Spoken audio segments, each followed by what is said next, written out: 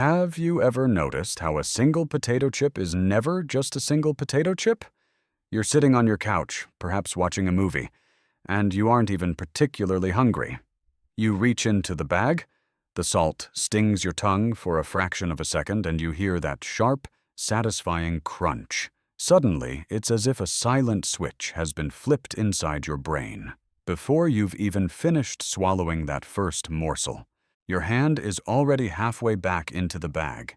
It feels less like a choice and more like a reflex, a biological command you can't help but obey. Most people call this a lack of willpower. They look at the empty bag with a sense of guilt, wondering why they couldn't just stop at one. But here is what nobody tells you. Your willpower was never part of the equation. From the moment that first bite touched your tongue, a complex, ancient contract was signed between your senses and your nervous system. This isn't a story about gluttony, it's a story about a sophisticated biological hijacking. You see, your brain isn't reacting to the food itself. It's reacting to a signal, a promise of survival that is deeply encoded into your DNA. We've been led to believe that we eat because our stomachs are empty.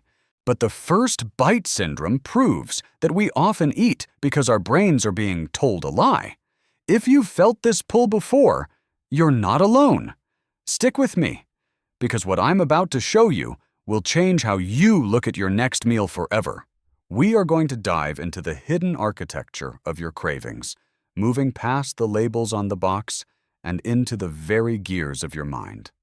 By the end of this journey, that unstoppable urge won't feel like a personal failing anymore. It will look like exactly what it is, a masterpiece of evolutionary engineering that has been turned against you.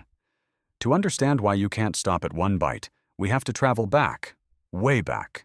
Imagine yourself 10,000 years ago, trekking across the sun-drenched African savannah. In this world, calories aren't something you find in a colorful aisle at a supermarket. They are rare, precious treasures.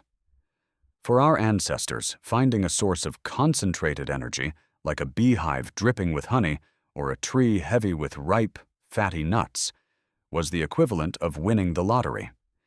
In this environment of scarcity, self-control was actually a biological disadvantage. If an ancient human found a patch of wild berries and decided to eat just two and save the rest for later, they might not survive the night. A scavenger could steal them, or another tribe might find them. The humans who survived, the ones who became our great-great-great-grandparents, were the ones who had a binge instinct. Their brains were hardwired with a simple, brutal logic. When you find high-energy fuel, consume it all. Now, this is what evolutionary psychologists call the Thrifty Gene. We are the descendants of the ultimate survivors. The ones whose brains screamed more the loudest. When you take that first bite of something salty, sweet, or fatty today, your brain doesn't realize you live in 2026 with a refrigerator 3 steps away. It thinks you've just found a rare, caloric gold mine on the savannah. That first bite sends a massive signal to your primitive lizard brain, announcing that the hunt is over and the feast must begin. Your brain isn't trying to make you gain weight. It's trying to keep you from starving in a world that no longer exists. You are essentially running 50,000-year-old survival software on modern hardware. The on switch was designed for a world where off was handled by the fact that the food simply ran out. Think of your brain as a beautifully crafted vintage steam engine. In this machine, dopamine is the high-grade coal. Now, there's a common misconception that dopamine is the chemical of pleasure. It's not. Dopamine is the chemical of anticipation and pursuit. It is the I want molecule, not the I like molecule. When you take that first bite, your tongue detects the specific trinity of salt, sugar, and fat. These aren't just flavors, they are chemical keys. As soon as they hit your taste buds, the aroma rises through that secret passage at the back of your throat, that retronasal scent, and triggers a small explosion in a part of your brain called the nucleus accumbens. This is your internal reward center. The first bite acts like a spark in the furnace of your dopamine engine. It doesn't tell the brain, "we are satisfied." It tells the brain, "something incredible is happening. Go get more of it." This creates what scientists call a feedback loop. The first bite releases a surge of dopamine, which creates a focused, intense desire for the next bite. As you chew, your brain is already calculating the trajectory of your hand back to the plate. It's a mechanical chain reaction. While your stomach is the one that eventually feels full, your brain's reward system doesn't have a full sensor.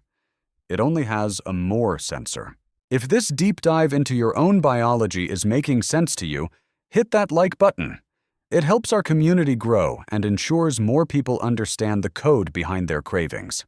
Understanding this mechanical process is the first step in realizing that the urge is just a chemical signal, like a light flashing on a dashboard. It's not a command. It's just the engine revving up because it thinks it needs to go on a long journey. While our ancestors had to hunt for these triggers, today they are manufactured with surgical precision. Enter the flavor lab. Modern food scientists aren't just making food taste good. They are looking for something called the Bliss Point. This is a specific mathematical ratio of salt, sugar, and fat that creates the maximum possible dopamine spike without ever triggering the "I'm bored" signal in your brain. There is a phenomenon known as sensory-specific satiety. Usually, your brain gets tired of a single flavor. If you eat a giant bowl of plain white rice, eventually your brain says, "Okay, we've had enough of this." But the food industry has learned to hack this. By perfectly balancing salt and sugar, they keep your taste buds in a state of constant novelty. This is why you can be stuffed after a massive steak dinner, but suddenly find a second stomach for a chocolate dessert. The new flavor profile resets the dopamine engine. Even more devious is a concept called vanishing caloric density. Think of a snack that melts in your mouth almost instantly. When food disappears quickly, your brain is tricked. It feels the intense flavor, the reward, but because the food has no physical bulk in the mouth, the brain thinks the calories have vanished. It concludes you haven't actually eaten anything yet. This is the ultimate sabotage. You are eating something that is chemically designed to keep you in the first bite phase forever. The industry has effectively removed the stop sign from the road and replaced it with a green light that never turns red. They have turned our ancient survival instincts into a profit-making loop, keeping us stuck in a cycle of wanting that is never meant to be satisfied. So, where does this leave us? Is the bag of chips destined to win every time? Not necessarily. The power of the Bliss Point and the dopamine loop relies on one thing: your ignorance of them. When you don't understand the flavor code, you are a passenger in your own body, feeling guilty for a biological reflex you didn't ask for.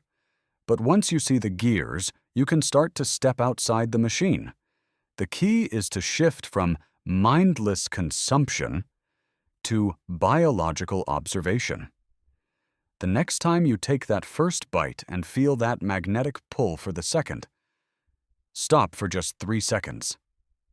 Don't fight the urge, just observe it. Say to yourself, "That's my dopamine engine revving up. My brain thinks I'm on the savannah." That tiny moment of awareness breaks the lean Claire outline of the habit. You are no longer the person who can't stop. You are the observer of a biological process. When you transform guilt into understanding, the food loses its power over your identity. You can enjoy the first bite for what it is, a sensory experience, without letting it sign you into a contract you don't want to fulfill. You are a masterpiece of evolution, designed to survive in the harshest conditions. In this modern world of engineered abundance, your greatest tool isn't a stronger will. It's a deeper understanding of your own mind. And if you want to keep decoding the mysteries of your own mind, subscribe. There are many more biological secrets waiting to be translated. Welcome to the community. Welcome to the Neural Palate.